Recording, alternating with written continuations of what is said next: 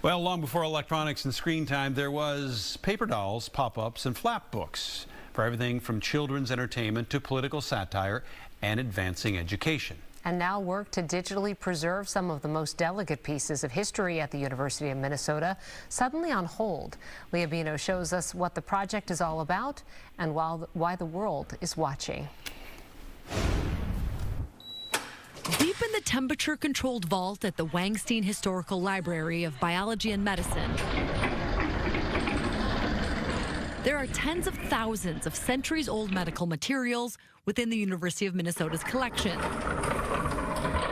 And scattered through these shelves, there are about 40 to 50 books only a very select few are allowed to put their fingertips on. Associate curator Emily Beck is one of them. We can't really let people interact with them as much as you would hope to, because the connection points get really fragile. Flap books dating back to the early 1500s with incredibly delicate, almost lace-like tiny pages used to be common practice in helping medical students, or anyone for that matter, understand the human body. Right, like there's not a ton of super close detail on them. It's like giving you the idea of what the organs look like. We don't wear gloves because you are more likely to accidentally rip something. So therein lies the challenge: how to make these pieces of movable history more accessible for more people without risking destroying them. Well, in January, the U was awarded a nearly $1 million grant to use over the next year and a half from the National Endowment for the Humanities. Teresa Berger explains the goal is to figure out a way to digitize books like these that are meant to move while also meeting strict federal guidelines regarding lighting and capture standards for each image, something historical teams around the world have been trying to tackle but haven't figured out. I think that there have been people out there that have really tried to explore this sort of conundrum of like the non-traditional book, the non-traditional object.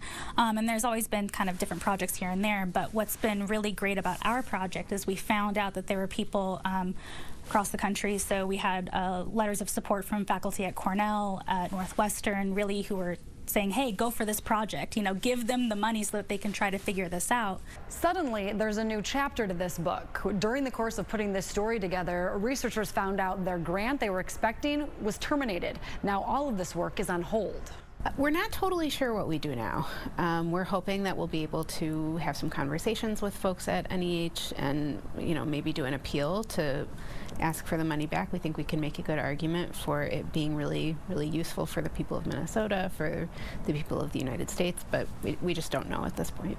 I mean, we're hoping that the software that we were going to develop would be something that cultural heritage institutions like ours could use, like, anywhere. For Teresa, the importance of contracting with a software developer and creating a new viewing platform is recently highlighted by the Southern California wildfires, where she used to live and work, and where other original historical artifacts have been lost forever.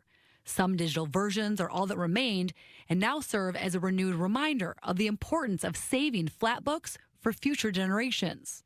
I want my user to be able to turn this as if they were experiencing it in person and really understand the tension of the flap and understand like how far can it go without me ruining it, anything like that, because that's all part of how this was constructed. And we really want people to experience this as much as possible as you can with a digital surrogate. Still, the work continues. To this day, some U of M medical students are cutting out and creating their own flap books as part history lesson, part anatomy lesson, while Emily exercises a lesson in patience, hoping to appeal and get the grant back.